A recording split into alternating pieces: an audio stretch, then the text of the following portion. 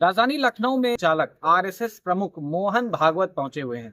जी हाँ, राजधानी में अगर देखा जाए तो जो विश्वविद्यालय है, विश्वविद्यालय के छात्र अभी इस समय हमारे साथ मौजूद हैं और विश्वविद्यालय में जो आज घटना घटी है, जी हाँ, मोहन भागवत विश्वविद्यालय एक कार्यक्रम में पहुंचे थे जहां पर विद्यालय के छात्रों ने गो बैक के नारे लगा दिए हैं। और ये नारे क्यों लगे हैं, हम जो छात्र यहाँ पे इको गार्डन में लाए गए हैं, जिन्हें पुलिस बल द्वारा यहाँ पे पहुंचाया गया है, उन्हीं से पूछ लेते हैं कि क्या कुछ मामला रहा था। पहले तो अपना नाम बताइए। मेरा नाम अहमद जी, आज इको गार्डन में आप मौजूद हैं और जो आज विश्वविद्यालय में हुआ, यूनिवर्सिटी में जो घटना घटी, मोहन भागवत जी आए थे, आप लोगों ने गो बैक के नारे लगाए, क्या कुछ मामला था? जैसे अभी आपने कहा ना कि आरएसएस के सरसंघचालक, वो नफरत के भी सरसंघचालक है। उनकी बड़ी दिक्कत, उनकी ज्यादा जो ख्याति है संघ के सरसंघचालक होने पे, मैं उसको नफरत से जोड़ता हूँ। और देश का हर मतलब कि समझदार व्यक्ति संघ को नफरत की प्रयोगशाला मानता है और उसी के सरसंघचालक है ये। हम लोग ये समझते हैं कि जो व्यक्ति पूरे देश में सांप्रदायिक माहौल के लिए जिम्मेदार संघ का नेतृत्व करता है, उसको विश्वविद्यालय में नहीं आना चाहिए।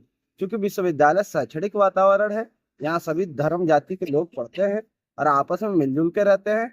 उनका आना इस बात का मैं समझता हूँ कि द्योतक है, कहीं ना कहीं से ये सूचक है इस बात का कि वो ये थोपना चाहते हैं कि विश्वविद्यालय में संघ को पूरी तरह से एंट्री दे दी जाए। और जो उनका पहले से एजेंडा है कि कैसे देश को विश्व मतलब कि हिंदू राष्ट्र बनाएंगे, उसकी तरफ अग्रसर होने का, जो क्योंकि विश्वविद्यालय एक ऐसी जगह बचे हैं जो सवाल करना जानते हैं अभी तक, बाकी सब तो भक्ति अहमद में जी, मैं आपको बीच में रोकना चाहूंगा, लेकिन मेरा ये कहना है कि जो संघ है, तो मोहन भागवत हैं, उन्होंने ये कभी किसी को नहीं कहा कि आप आइए आरएसएस को ज्वाइन करिए। तो नाराजगी किस बात की? नहीं नहीं, ज्वाइन करने का क्या है। विश्वविद्यालय में जो टीचर हैं वो पहले, आप जब जिनकी सरकारें होती थी कहते थे यहाँ है वहां है, इस विचारधारा का उस विचारधारा के हैं। आज तो ये कहने का भी तो ये स्कोप नहीं। विचारधारा की लड़ाई सुनिए सुनिए, विचारधारा के पूरा देश विचारधारा पे चलता है, स्टेट विचारधारा पे चलता है। योगी किसी विचार के नहीं है क्या? प्रधानमंत्री किसी विचारधारा से नहीं जुड़े हैं क्या? देश का कोई भी देश है वो एक विचार के साथ चलता है। वो समाजवादी हो सकता है, वो पंथ निरपेक्ष होता है, वो कम्युनिस्ट हो सकता है, वो साम्राज्यवादी हो सकता है, वो दक्षिणपंथी हो सकता है। तो विचारधाराएं तो अपने आप में हमेशा एग्जिस्ट करती हैं और बिना विचारधारा कोई व्यक्ति ही नहीं हो सकता। खासकर जो संगठन है उसकी एक विचारधारा है। वो नहीं कहते हैं जुड़ो, लेकिन थोपते हैं कि आप जुड़ जाइए। नहीं जुड़ेंगे। आप देखिए विश्वविद्यालय में कोई एक व्यक्ति आ जाए जो बिना संघ के नियुक्ति लेके चला है, बहुत रेयर चांस में आजकल ऐसा हो रहा है। 47% पाने वाला ग्रेजुएशन में 99% पाता है, खाली संघ का होने की वजह से। लिखित परीक्षा में जब कॉन्ट्रैक्ट बेस पे भर्तियां होती हैं तो कह नहीं रहे हैं, अघोषित रूप से लागू है इस देश में, या तो आप भाजपा के हो जाइए और नेता कह भी अच्छा, रहे हैं। ये तो बात हो गई संघ की। अब हम बात करते हैं, आप छात्र हैं और जी। यूजीसी आया है, जो यूजीसी का इक्विटी एक्ट, उसको लेकर छात्रों ने, कुछ छात्रों ने उसका जो है समर्थन किया, कुछ ने विरोध किया। उसके बारे में क्या कुछ कहेंगे, क्योंकि आप भी छात्र हैं और छात्रों के लिए ही आया है। मैं तो देखिए मुसलमान हूँ और सवर्ण भी एक तरीके से कैटेगरी में फॉल करता हूँ, क्योंकि देश में जातिवाद है तो मुसलमानों में भी घुस गया, तो मैं सवर्ण में आता हूँ। लेकिन मैं इस यूजीसी अच्छा, को यूजीसी सही है कि गलत है? बिल्कुल मैं यही कहने वाला था कि मैं समर्थन में हूँ। समर्थन देखिए में? बिल्कुल समर्थन में। जहाँ जातिवाद होता है, जहाँ धर्म के नाम पर भी प्रताड़ना होती है, जहाँ चयनित ही आप इस बात से होते हैं कि विश्वविद्यालय में जो कुलपति कुर्सियों पर बैठे हैं, जो प्रोफेसर का जितनी भर्तियां होती हैं, उन सब में अगर खाली 10% वाले जाके 80% से ज्यादा आबादी के ऊपर बैठ जाएंगे तो ये तो असामान्य बात है। तो यही जातिवाद भी है। तो जब यही होता आ रहा है देश में तो हम इसको विरोधी तो रहेंगे ही। और जाति के नाम पे आप उनके साथ मतलब कि उनको उनके साथ भेदभाव कर दीजिए, कम नंबर दे दीजिए, कहिए कि हम नहीं देंगे। उनके साथ दूसरी तरीके के भेदभाव होते हैं। हमारे साथ और भी लोग हैं जिनसे हम जानने की कोशिश करेंगे कि आज मोहन भागवत के लखनऊ आगमन पर क्या कुछ उनके द्वारा उनका विरोध रहा, क्या उन्होंने विरोध किया। पहले तो अपना नाम बताइए। विराट सेक्टर नाम है, लखनऊ विश्वविद्यालय छात्र। विराट जी, आज सरसंघ संचालक हैं मोहन भागवत जी, लखनऊ से, और विश्वविद्यालय भी गए जहां पे छात्रों ने विरोध कर दिया और गो बैक के नारे लगा दिए। एक नारा बहुत पहले सुना था आजादी के टाइम पे कि साइमन कमीशन वापस जाओ, लेकिन आज विश्वविद्यालय के छात्र नारा लगा रहे हैं कि मोहन भागवत वापस जाओ। ये ऐसा क्यों हुआ? देखिए, जो आरएसएस शाखा चलाती है, जो विचारधाराएं इनकी है, इससे जो समाज है, समाज में जो है तमाम तरीके के तनाव पैदा होते हैं। उसी चीज को रोकने के लिए हम लोग का एक छोटा सा प्रयास था। क्योंकि आज से कुछ साल पहले, जो कि हमारे लौह पुरुष कहे जाते हैं पटेल जी, उन्होंने आरएसएस को बैन किया। क्यों बैन किया था? क्योंकि कहीं ना कहीं उनको लगा था कि आरएसएस जो है देश के लिए बहुत बड़ा खतरा है। उसी को देखते हुए और आगे बढ़ते हुए ये फिर से पैदा हुए, फिर से अपना कारवा आगे बढ़ाते गए और फिर से वही विश्वविद्यालयों में आना शुरू कर दिए हैं और वहाँ पे अपनी शाखाएं लगाने लगे हैं।